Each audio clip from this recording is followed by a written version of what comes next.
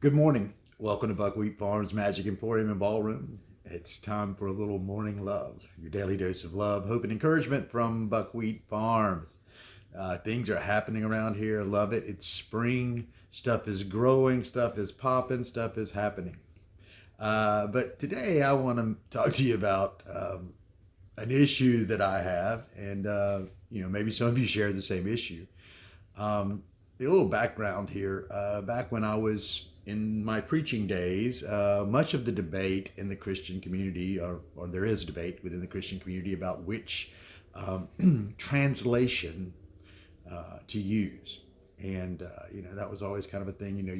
You'd work around to find whichever translation worked best for you, which is kind of ironic because that's kind of the way chaos magic works. You try to find whatever works for you.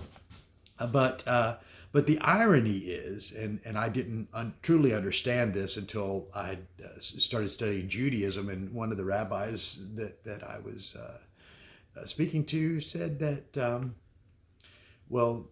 basically all of the translations are simply commentary. Anything other than the original is simply commentary. And that got me to thinking about my issue. I'm a communicator, so I try very hard to communicate precisely what to convey precisely what we wish to communicate. I struggle over words sometimes. You would just not believe the internal dialogue I'm having even now as I'm shuffling through words to use in this video,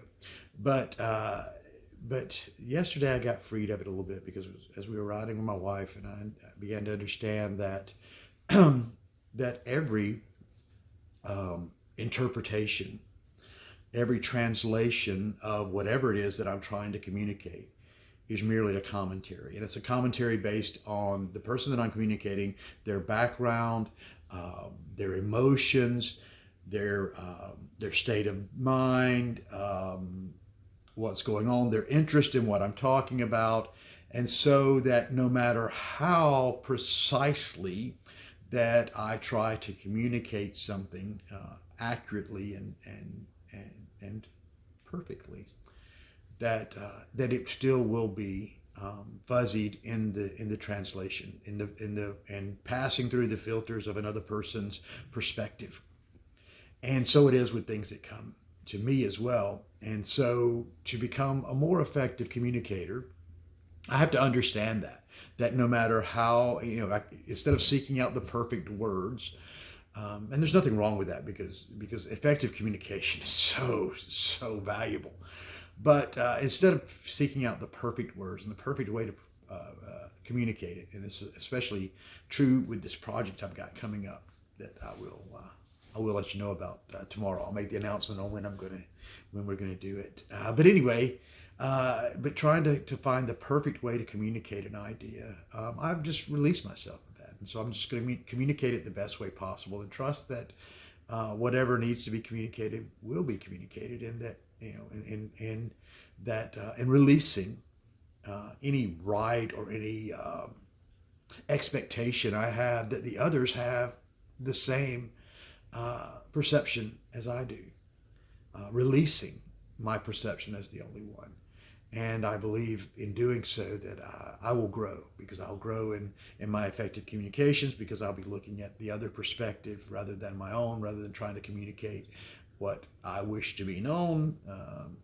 And also in communications from others, I'll begin to, and I've already begun to, notice the filters that I put up through their words. What do I hear their words through? We're a work in progress. We're growing, but it's beautiful because it never ends. Evolution, time, is an ongoing process. I guess one day somewhere